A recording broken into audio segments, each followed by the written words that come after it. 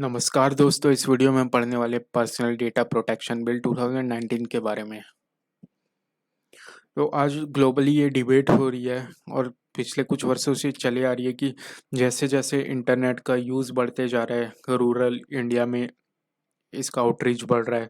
फिर अगर ग्लोबली जितनी भी अंडर डेवलप्ड कंट्रीज़ है, डेवलपिंग इकोनॉमीज़ है, उन सब तक जैसे जैसे इंटरनेट का यूज़ बढ़ते जा रहा है और डेटा का कंजम्पशन हो रहा है, बढ़ रहा है, इंक्रीज़ हो रहा है, तो इसके साथ ही ज़रूरत है कि डेटा की सिक्योरिटी भी उतनी महत्वपूर्ण होनी चाहिए।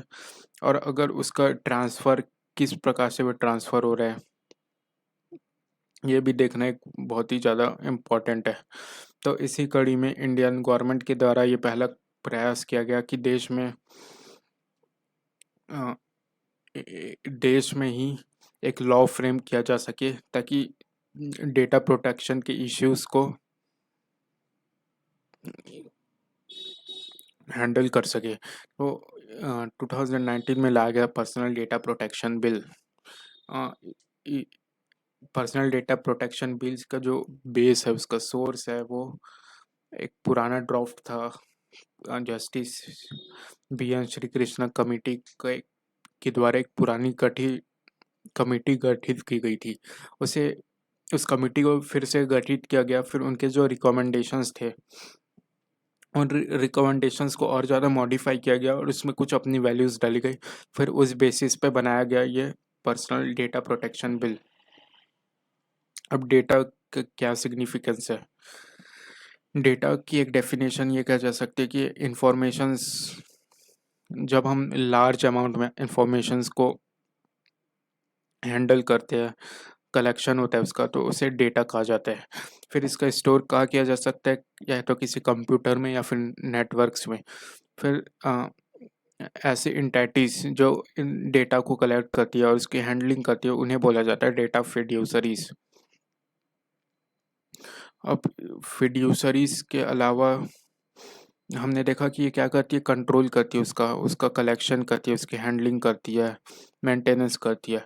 लेकिन फिर उसका नेक्स्ट स्टेप आता है कि उस डेटा को प्रोसेस करना, किसी उसका किसी एप्लीकेशन में यूज़ करना,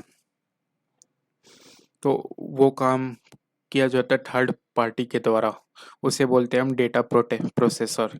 तो इसका एक उदाहरण देखने को मिल सकता है कि जो यूएस में फेसबुक है,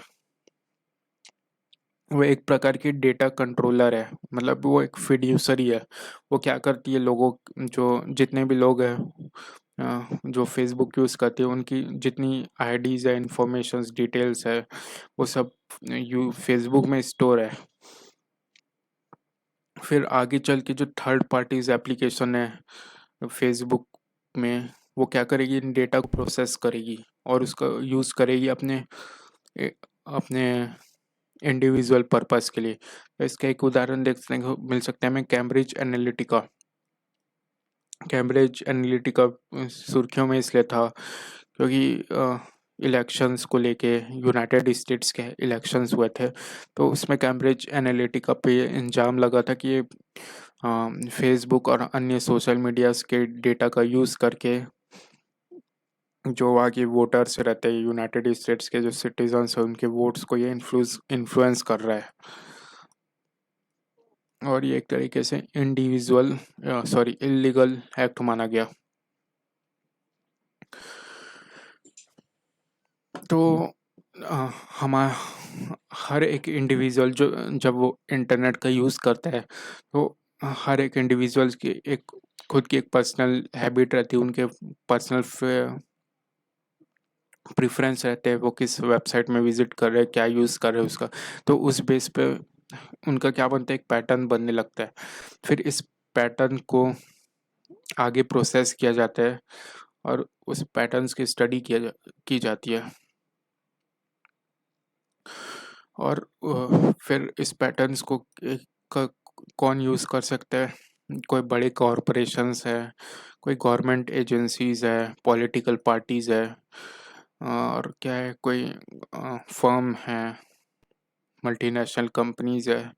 वो क्या करेगी, इस डेटा का यूज़ करेगी अपने प्रॉफिट जनरेशंस के लिए। इसका एक उदाहरण देख सकते हैं हम, ई कॉमर्स कंपनी जैसे फ्लिपकार्ट, अमेज़न, ये सब क्या करेगी कि हम जो भी हमारे एप्लीकेशन जैसे सोशल मीडिया में, व्हाट्सएप में या फेसबुक में हम जो भी कीबोर्ड्स की कीवर्ड्स यूज़ करते हैं, तो उन सभी को एनालाइज करेगी, फिर उस बेस पे हमें रिकमेंड करेगी कि ये प्रोडक्ट आप बाय किए करिए, वो करिए। तो उसका हमारे पास ईमेल आते रहता है, या फिर साइड में कोई एडवर्टाइजमेंट टाइप से शो करने लगता है वो। तो ये एक बहुत ही ज़्यादा एक आज के टाइम में डेटा प्रोसेसिंग एक बहुत ही बड़ा बिजनेस बन चुका है, एडवर्टाइजमेंट, ऑनलाइन एडवर्टाइजमेंट और डिजिटल मार्केटिंग के फील्ड में। फिर ये हमारे प्राइवेसी के इन्वेशन भी कर रहा है एक तरीके से। एक इसका बहुत बड़ा डिसएडवांटेज है कि जो इंडिविजुअल की प्राइवेसी, इंडिविजुअल का जो डेटा है उसका इस तरीके से यूज़ किया जा रहा है उनके कंसेंट के बिना, इन कंपनीज के द्वारा।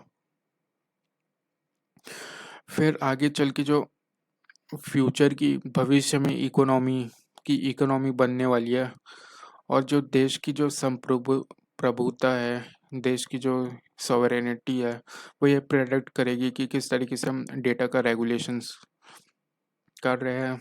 हम हर एक देश की जो इंडिविजुअल लॉज है, पॉलिसीज है, इस बेस पे उस देश की इकोनॉमी डिटरमाइंड रहेगी।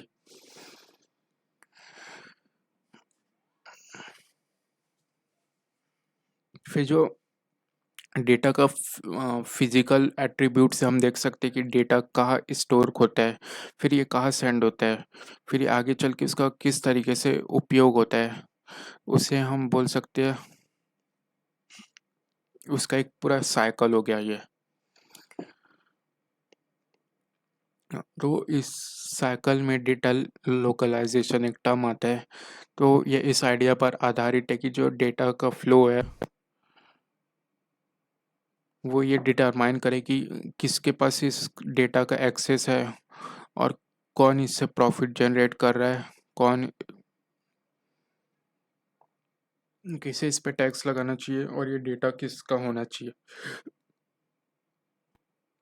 हम कुछ की प्रिंसिपल्स देखेंगे। एक देखेंगे डेटा प्रिंसिपल। तो ये कोई भी इंडिविजुअल रहता है जो डेटा को जनरेट कर रहा है, जो कंज्यूम कर रहे हैं हम, जैसे कोई ऑनलाइन यूज़र, इंटरनेट, ये क्या कहलाएंगे, डेटा प्रिंसिपल। तो इनके डेटा को यूज़ किया जाता है और उसे फिर आगे चल के स्टोर किया जाता है और प्रोसेस किया जाता है। फिर क्या होता है, डेटा फिड्यूसरी हमने देखा था कि ऐसे एंटिटीज जो सर्विस प्रोवाइडिंग का काम करती है, वो क्या करती है, डेटा को कलेक्ट करेगी, उसको स्टोर करके रखेगी, और फिर उसको टाइम टू टाइम उसका मेंटेनेंस करेगी। और फिर आगे चल के जब थर्ड पार्टीज़ को ये डेटा की ज़रूरत होती है, या फिर थर्ड पार्टीज़ जब इन फिड्यूसरीज से डेटा परचेज करने आती है, या उनका किसी प्रकार का कोई एग्रीमेंट रहता है, तो उस बेस पे वो आगे चल के उस डेटा को उन्हें थर्ड पार्टी को प्रोवाइड करेगी, जो उनके गुड्स एंड सर्विसेज के लिए। फिर डेटा ट्रांसफ़र का मतलब ये देख हो सकता है कि जब क्रॉस बाउंड्री ट्रांसफ़र होता है एक देश से दूसरे देश में। डेटा लोकलाइजेशन का अर्थ है कि डेटा का स्टोर करना किसी फिजिकल डिवाइस में, जो कि किसी देश के बॉर्डर के अंदर ही उपस्थित हो। अब क्या है पर्सनल डेटा बिल का पर्पस। तो justice B N Srikrishna committee ने ये कहा था कि जितने भी सारे फीड यूजरीज है, वो जब डेटा को स्टोर करते, तो जो इंडिया के कंज्यूमर्स है उनके पर्सनल डेटा के एक कॉपी इंडिया में भी स्टोर किया जाना चाहिए। हालांकि जितनी भी विदेशी कंपनियां हैं, ये इस पॉलिसीज का क्रिटिसिज्म कर रही है। फिर इस बिल ने क्या किया है, जो हमारे डेटा रहते हैं इसको 3 पार्ट्स में कैटेगराइज़ किया है और फिर उस बेस पे वो उसका क्या उसकी क्या परमिशन होगी। ये जो कंपनीज़ है, टेक कंपनीज़, उनकी उनके ऊपर कितनी परमिशंस होगी, वो किस कैटेगरी के डेटा को यूज़ कर सकेंगे, वो निर्धारित किया जाएगा। तो 3 पार्ट में डेटा को डिवाइड किया गया। एक कहा गया पर्सनल डेटा, दूसरा क्या सेंसिटिव पर्सनल डेटा, थर्ड है critically personal data. Personal data की कैटेगरी में रख सकते हैं एक इंडिविजुअल जिसकी आइडेंटिटी होती है, इंडिविजुअल आइडेंटिटी, जैसे उसका नाम, फिर एड्रेस। फिर हम देखते क्या है ये सेंसिटिव पर्सनल डेटा, तो ये इंक्लूड करता है हमारे financial informations, health information, sexual orientations, biometric, genetic, transgender status, caste, religious beliefs और अन्य चीज़ें। अब जानते क्या है ये क्रिटिकल पर्सनल डेटा। तो गवर्नमेंट टाइम टू टाइम इसे किसी भी डेटा को क्रिटिकल पर्सनल डेटा की कैटेगरी में रख सकती है।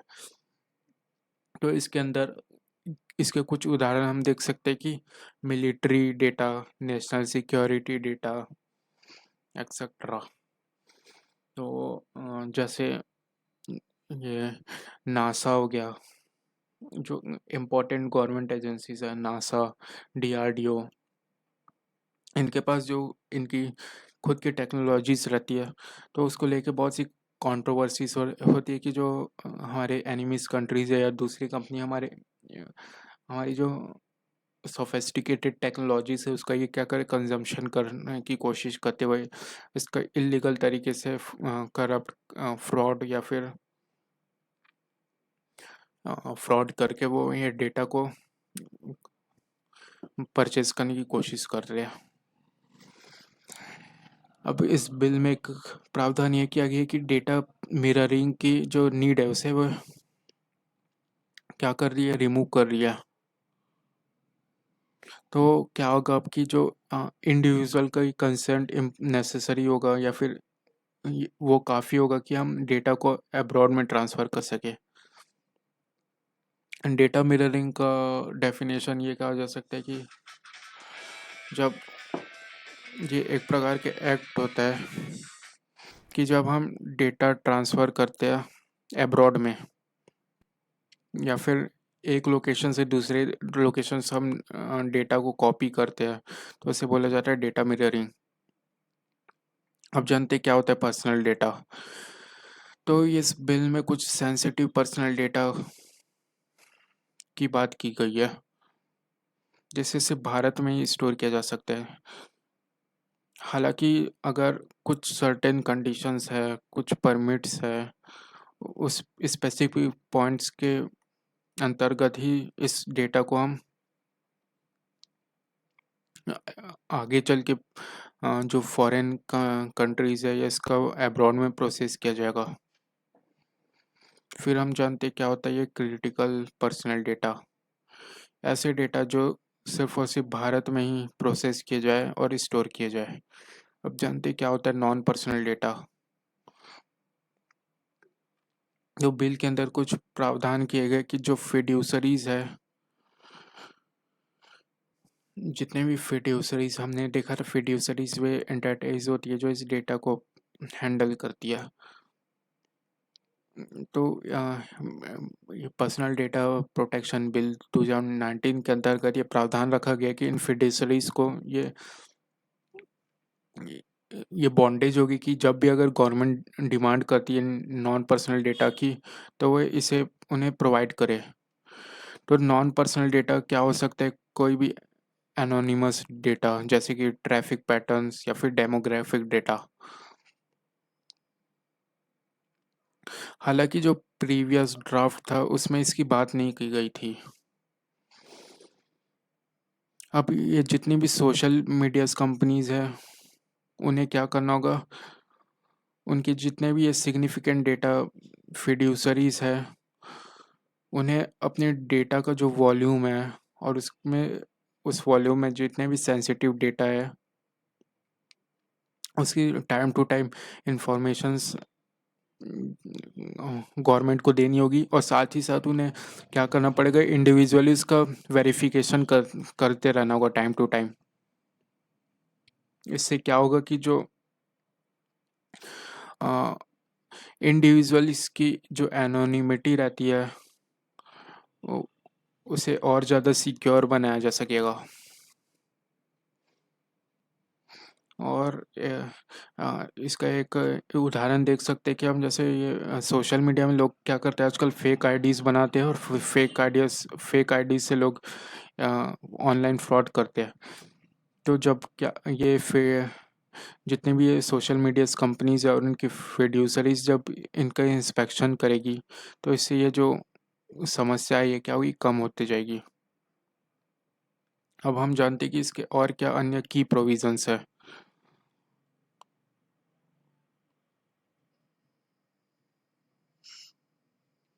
तो इस बिल में कुछ एक्सेम्पशंस है।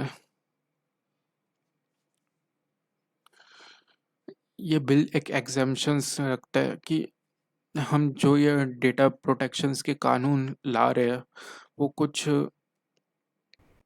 कुछ लोगों के लिए उसमें वे इसका वे इसको बाईपास कर सकेंगे। जैसे कि एक इसका उदाहरण है कि अगर कोई रीजनेबल पर्पस है तो उसमें किसी इंसान के परमिशन के बगैर ही या फिर उसकी इजाज़त के बगैर ही हम उसका डेटा एक्सेस कर पाएंगे। अगर वो डेटा ज़रूरी है देश की सिक्योरिटी के लिए, या फिर कोई अनलॉफुल एक्टिविटीज़ चल रही है, कोई फ्रॉड चल रहा है, तो उसके डिटेक्शंस के लिए। और फिर जो विसल ब्लोइंग की एक्ट है, मेडिकल इमरजेंसीज है, क्रेडिट स्कोर्स, सर्च इंजन्स के ऑपरेशंस, या फिर अ, इसके अलावा जो पब्लिकली अवेलेबल डेटा रहता है उसके प्रोसेसिंग में भी इसका उपयोग किया जा सकेगा। फिर ये बिल एक रेगुलेटर बनाने की बात करता है, जिसे बोला गया एक प्रकार का एक इंडिपेंडेंट रेगुलेटर बनाया जाएगा, जिसे बोला जाएगा डेटा प्रोटेक्शन अथॉरिटी। तो ये टाइम के साथ क्या करेगा, लोगों के डेटा को का असेसमेंट करते रहेगा और उसका ऑडिटिंग करते रहेगा। तो हर एक कंपनी जो भी इस फील्ड में है, इंटरनेट की फील्ड में है, उनको अनिवार्य होगा कि वे एक डेटा प्रोटेक्शन ऑफिसर को हायर करें। तो उसकी उसकी जिम्मेदारी होगी कि वे जो डेटा प्रोटेक्शन अथॉरिटी है उसकी जो भी नीड है, उसकी डिमांड है, उसे वो फिल करे। जैसे डेटा प्रोटेक्शन अथॉरिटी अगर डेटा की ऑडिटिंग करती है, फिर उसके मेंटेनेंस की डिमांड करती है, इंस्पेक्शंस की डिमांड करती है, फिर ग्रीवेंसेस से रिड्रेसल से रिलेटेड जो भी डीपीए का काम होगा वो ये डीपीओ इंडिविजुअल कंपनी का हैंडल करेंगे। फिर इसमें पर्पस लिमिटेशन और कलेक्शन लिमिटेशंस के क्लॉज मौजूद है, जो कि लिमिट करता है कि डेटा का क्या क्या पर्पस होगा, जैसे कि उसके क्या क्लियर मैंडेट होंगे, उसका क्या स्पेसिफिक और लॉफुल नीड होगा, वह इसमें प्रोजेक्ट किया जाएगा। अब इसका एक डेटा प्रोटेक्शन बिल के अंतर्गत एक बहुत ही अच्छा पॉइंट ये है कि हर एक इंडिविजुअल को ये राइट टू डेटा पोर्टेबिलिटी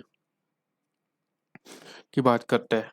तो इससे ये होगा कि हर एक इंडिविजुअल क्या कर सकेगा, अपने डेटा को एक्सेस कर पाएगा किसी भी लोकेशन से जहाँ पर ये इस चीज़ की सुविधा होगी, और साथ ही साथ ये डेटा को ट्रांसफ़र कर पाएगा एक डिवाइस से दूसरे डिवाइस पे अपने डिमांड के मुताबिक। अब इसमें एक है राइट टू फॉरगॉटन की भी बात की गई है। राइट टू फॉरगॉटन का जो हिस्टोरिकल रूट है ये है यूरोपियन यूनियन लॉज में। तो उसके अंतर्गत आता है जनरल डेटा प्रोटेक्शन रेगुलेटर, जो अलाउ करता है हर एक इंडिविजुअल पर्सन को कि वे डेटा कलेक्शन और उसके डिस्क्लोजर के कंसेंट को रिमूव करे। तो इस बिल के अंतर्गत कुछ पेनल्टीज है कि 5 करोड़ रुपए या फिर 2% जो भी कंपनी का वर्ल्ड वाइड टर्नओवर रहता है तो उसे पे करना होगा अगर वो ये पर्सनल डेटा का क्या करते हैं, वॉल्यूशन करते हैं, माइनर वॉल्यूशन करते हैं। हालांकि जब कोई सीरियस वॉल्यूशन होता है तो उस केस में क्या होगा, उन्हें 15 करोड़ रुपए या फिर जो उनका वर्ल्ड वाइड टर्नओवर होगा उसका 4% ऐसे उसे जुर्माना देना होगा। साथ ही साथ अगर कंपनी के जो एग्जीक्यूटिव इंचार्ज रहते हैं उन्हें 3 साल की जेल हो सकती है। अब जानते हैं क्या एडवांटेज है इस डेटा प्रोटेक्शन लॉ के। तो डेटा लोकलाइजेशन से एक बहुत ही बड़ा फ़ायदा होगा कि जो देश की जो इंडिजीनियस लॉ इन्फोर्समेंट एजेंसीज है वो क्या कर पाएगी, हमारे डेटा को एक्सेस कर पाएगी इन्वेस्टिगेशंस के लिए और इन्फोर्समेंट्स के लिए। तो अब तक ये हो रहा है कि जो क्रॉस बॉर्डर डेटा ट्रांसफ़र होता था उसमें बहुत से बैरियर्स हुआ करते थे और उसके कुछ बहुत से टर्म्स एंड कंडीशंस हुआ करते थे जो कि म्यूचुअल लीगल असिस्टेंस ट्रीटीज़ के अंतर्गत शामिल होते थे। तो इस रूट से जब हम डेटा को एक्सेस करते थे तो ये बहुत ही ज़्यादा कम्बरसम, मतलब टाइम कंज्यूमिंग और बहुत ही ज़्यादा कॉम्प्लिकेटेड प्रोसेस रहता था और गवर्नमेंट को इतना सब करने के बावजूद भी पूरे डेटा नहीं मिल पाता था। तो ये जब ये लॉ बन जाएगा पर्सनल डेटा प्रोटेक्शन बिल तो इसमें एक बहुत ही बड़ा माइलस्टोन साबित होगा। फिर जो साइबर अटैक्स होते हैं फॉरेन कंपनीज के द्वारा, जब वे वायरस या फिर बग्स का यूज़ करते हैं का किसी कंपनीज के वेबसाइट को हैक करने में, ट्रोजन्स का इस्तेमाल करते हैं। तो इन सभी चीज़ों पे क्या होगा, इससे बहुत आसानी से इनका सर्विलियंस किया जा सकेगा। तो हाल ही में से रिलेटेड एक घटना हुई थी कि जो व्हाट्सएप के बहुत से अकाउंट हैक कर लिए गए थे इज़राइल की सॉफ्टवेयर कंपनी पेगासुस के द्वारा। फिर जो सोशल मीडिया उसमें फेक न्यूज़ बहुत ज़्यादा स्प्रेड हो रही है, और उससे क्या होता है बहुत ज़्यादा कम्युनल टेंशन्स देखने को मिल सकते हैं। जैसे अभी बेंगलोर में हुआ था पिछले वर्ष, नेशनल सिक्योरिटीज़ के थ्रेट्स मौजूद होते हैं। तो इन सब का मॉनिटर किया जा सकेगा, उसकी रेगुलर चेकिंग की जा सकेगी और उसे टाइम रहते हुए इन सभी से प्रोटेक्शन किया जा सकेगा। फिर जो डेटा लोकलाइजेशन है वो क्या करेगा, हमारे भारत के गवर्नमेंट की एबिलिटी को इंक्रीज कर पाएगा कि वे अपने रेवेन्यू का एक सोर्स मिल पाएगा। गवर्नमेंट के पास एक नया रेवेन्यू सोर्स होगा। जैसे कि जो इंटरनेट जाइंट्स रहते हैं वो जो भी डेटा कंज्यूम करते हैं उसका प्रोसेसिंग करते हैं, इंडिविजुअल्स के द्वारा डेटा जनरेट होता है, तो उससे जो उस पे ये गवर्नमेंट क्या करेगी, आगे चलकर टैक्स लगाएगी। अगर फिर देश में एक स्ट्रॉन्ग डेटा प्रोटेक्शन लेजिस्लेशन बनता है तो वो डेटा की सॉवरेनिटी, देश की में डेटा की सॉवरेनिटी को ज़्यादा मजबूत बना पाएगी और उसे इन्फोर्स कर पाएगी।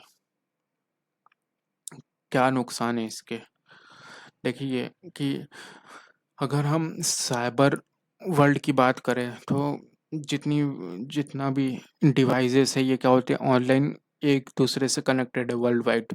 तो इस केस में क्या होता है कि ये जब डेटा का फिजिकली एक जगह पे स्टोर करना कोई उतना ज़्यादा रेलेवेंट नहीं होगा। तो हो सकता है कि मान लीजिए देश में ही कोई डेटा को स्टोर कर लिया जाता है, लेकिन मान लीजिए अगर उस डेटा का जो एन्क्रिप्शन की है उसके जो पासवर्ड्स है, अगर वही देश की गवर्नमेंट एंटिटीज़ के पास मौजूद नहीं है, तो उस केस में क्या होगा कि वो डेटा हमारे पास अवेलेबल होने के बावजूद भी हम उसका उपयोग नहीं कर पाएंगे। फिर जो ओपन एंडेड टर्म्स रहते हैं, इसमें ये बहुत ज़्यादा मौजूद है। मतलब कि बहुत सी जो पॉइंट्स है इसमें क्लियरली डिफाइंड नहीं है। इसका उपयोग करके क्या कर सकती है जो बड़ी बड़ी एमएनसीज है या फिर गवर्नमेंट है, वो क्या कर सकती है, इंडिविजुअल्स की प्राइवेट लाइफ्स को, उनके इंडिविजुअल्स के पर्सनल डेटा को वे क्या कर सकेगी, इलीगल तरीके से या फिर इन लूप होल्स का फ़ायदा उठा के वो उसका उपयोग करेगी। फिर जितने भी जो बड़े बड़े टेक्नोलॉजीज जायंट्स हैं जैसे फेसबुक, गूगल, उन्होंने इस पूरा प्रोटेक्शनिस्ट पॉलिसीज़ को क्रिटिसाइज किया है। उनका ये मानना है कि अगर भारत जैसे बड़ी कंपनी अगर इस प्रकार के लॉ लाती है, प्रोटेक्शनिस्ट पॉलिसीज बनाती है, तो इससे क्या होगा, भारत की देखा देखी जो अन्य देश है वो सब भी ऐसे लॉज बनाएंगे। तो होगा ये कि हर एक देश के अपने इंडिविजुअल व्यक्तिगत लॉ होंगे, लेकिन ये जो बड़ी बड़ी कंपनी, ये तो हर एक देश में इनकी इंटरनेट के थ्रू रीच है, तब उन्हें क्या करना पड़ेगा, अपने पूरे सिस्टम को हर एक देश के लॉ के कानून के हिसाब से मॉडिफाई करना होगा। तो ये बहुत ही ज़्यादा कम्बरसम प्रोसेस होगा। अब इसका एक ये भी इस एडवांटेज है कि जो हमारी अ,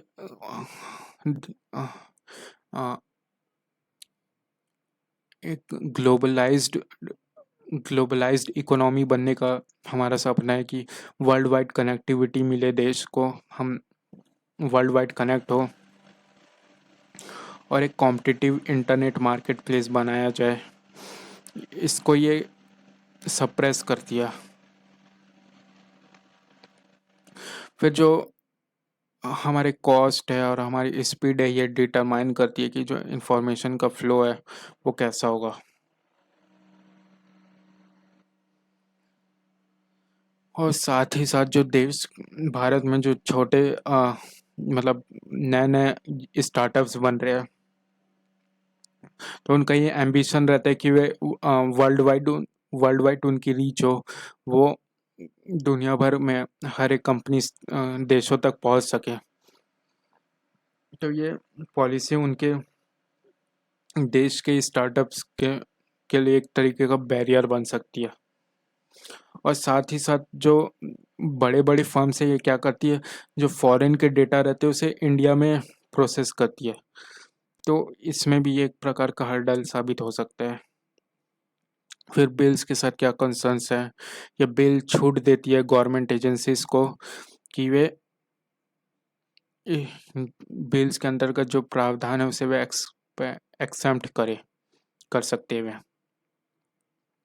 तो गवर्नमेंट एजेंसीज क्या करेगी, फिर हमारे जो पर्सनल डेटा से उसका आसानी से वे उपयोग कर लेगी, बिना किसी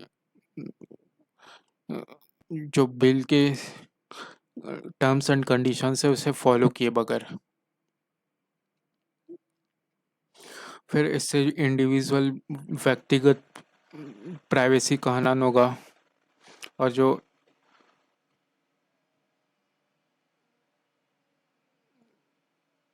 उनके कंसेंट होते हैं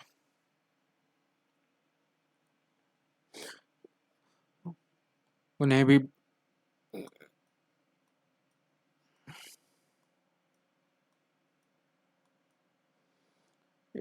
हाँ। अब क्या कंक्लूजन है इसका, तो सुप्रीम कोर्ट ने के अकॉर्डिंग जो 2017 में पुट्टुस्वामी जजमेंट हुआ था, उन्होंने कहा था कि राइट टू प्राइवेसी एक फंडामेंटल राइट है और ये जरूरी है कि हर एक के पर्सनल डेटा को प्रोटेक्ट किया जा सके।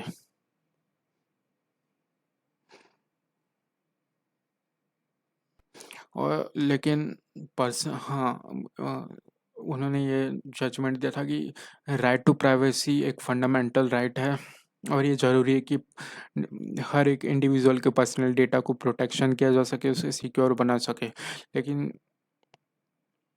साथ ही साथ ये भी ज़रूरी है कि देश की जो इकोनॉमी है उससे ग्लोबल आउटरीच प्रोलाइन किया जा सके, डिजिटल इकोनॉमी बना सके, और जो सोशल इकोनॉमिक ग्रोथ के नए विस्टा से उसे ओपन किया जा सके। तो इसी कॉन्टेक्स्ट में जो गवर्नमेंट पॉलिसी है बनाई जा रही है डेटा प्रोटेक्शन की, वो एक इसी एजेंडे पे काम कर रही है, ताकि देश की जो डिजिटल इकोनॉमी है उसका ग्रोथ हो सके एक लीगल तरीके से, लेजिटिमेट तरीके से, और इसमें जो फ्रॉड की समस्या है या उसे मिनिमाइज किया जा सके।